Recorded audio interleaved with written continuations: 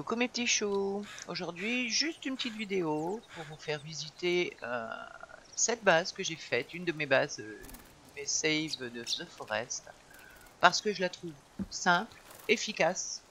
Je suis en jour 60, donc pour vous dire qu'elle a été quand même assez vite faite. Elle est efficace, safe, mais animée. Il y a pas mal de visites de cannibales, de mutants, un peu de tout. Alors, là, c'était ma petite maison dans l'arbre que j'ai faite pour démarrer le jeu. Il fallait un endroit pour save, un endroit pour stocker. Toutes les techniques de build, de défense et tout ça, je vous montrerai dans le let's play que je fais. D'accord? Là, je vous fais expliquer simplement. Cet espace qui est à l'entrée de ma base, c'est ce que j'appelle ma bone zone, ma zone d'os. C'est-à-dire que c'est entièrement... C'est un cercle de Happy Birthday Trap, on appelle ça. Tout le monde les appelle comme ça. Ce type de piège est hyper efficace. Oui, j'ai fait un cercle. Il y a un petit feu pour brûler les cannibales. Ma réserve de sticks, ma réserve d'os. Et une porte pour entrer et sortir. Pour amener aussi des logs, etc. etc. Et là, on arrive dans ma base. Que j'ai fait sur le lac. Ceux qui connaissent le jeu reconnaîtront. C'est le petit lac que je vais vous montrer sur la map. Qui se situe en bas, près de la plage. Où il y a le voilier. Et du petit village qui est là. Pardon, j'ai fait escape machinalement. Mon petit pont qui me sert de garage à chariot. Mon petit banc, histoire de souffler à l'abri de la pluie. Petit délire. Vous voyez, une entrée toute bête. Là, vous avez ma zone de stockage. Dans cette espèce de loggia. Et on rentre dans la maison. Rez-de-chaussée, pour être le plus accessible. Tout ce qui est nourriture, boisson. Tiens, on va boire un coup pour l'appuyer. Voilà. Nourriture, boisson, tannerie, etc. Jolie vue sur le village de cannibales en face. Mon armurerie. Avec les os, stockage de flèches, etc.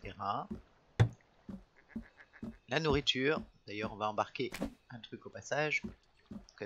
On est petit creux tout à l'heure. On monte dans la mezzanine. Le salon. Bon, je me suis bien pris la tête. Hein. Il m'a fallu 41 pots de daims. Pauvre bête, j'avais l'impression de faire du massacre. Passer mon temps à tuer des daims juste pour la peau. Alors, pauvre petite bête, ça fait mal au cœur. Voilà, pareil, petite vue. Sympa. Voilà. Et ensuite, on monte à l'étage. Là, j'ai mis... Alors, ça peut vous paraître bizarre que j'ai mis une rambarde en pierre.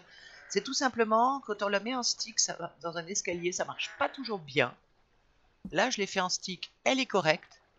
Là, impossible. Ça voulait pas. Et quand ça veut pas, ça veut pas. Hein. Sur le Forest, la construction, c'est pas le plus simple. Hein. Donc, du coup, en pierre, ça marchait. Donc, je l'ai fait en pierre. Hein. Je voulais absolument une barrière. Le petit palier avec mon bureau. La cheminée.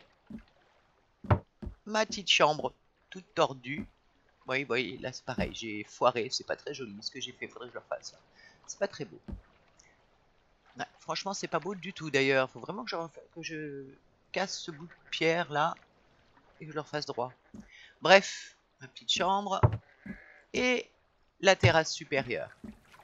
Vous voyez, rien de très compliqué.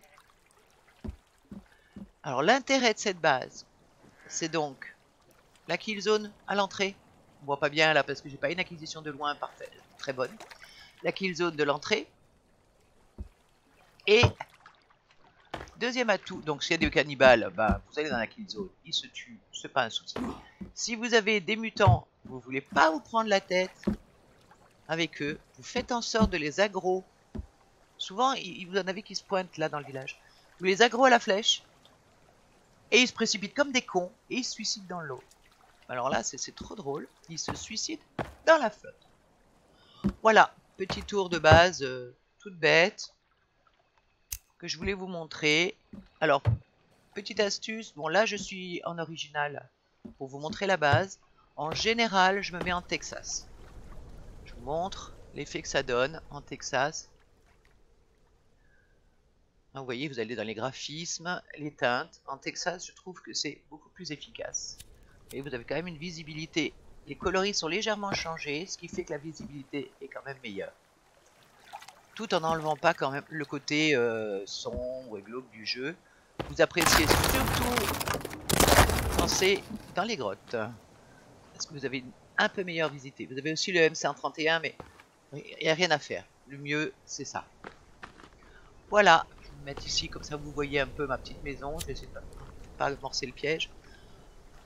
Voilà ma petite base. Toute simple, très efficace.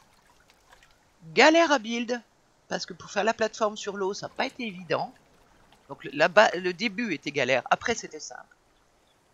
Et surtout très efficace. L'emplacement est très pratique parce que vous êtes vraiment à portée de tous. C'est pas le centre de la map, mais d'une certaine façon, oui, vous avez l'accès à toutes les grottes relativement proches. Donc ce qui fait que c'est hyper pratique. Beaucoup de bois, beaucoup de sticks, des animaux.